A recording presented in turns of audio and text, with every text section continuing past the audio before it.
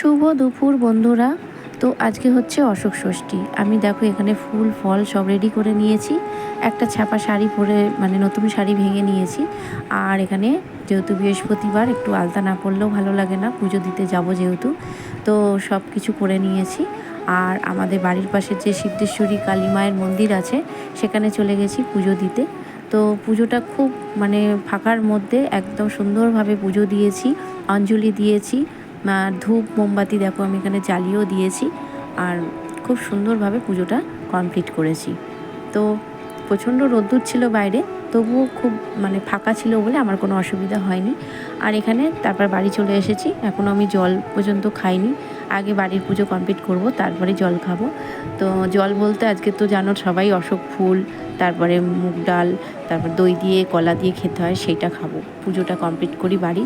তো আজকের দিনটা এইভাবেই কেটে গেল পুজো পুজো পুজো নিয়ে। তো সব মায়েরাই তো বাচ্চার মঙ্গল কামনার জন্য এই পুজোটা করে থাকে, আমিও করেছি। তো সবাই ভালো থেকো।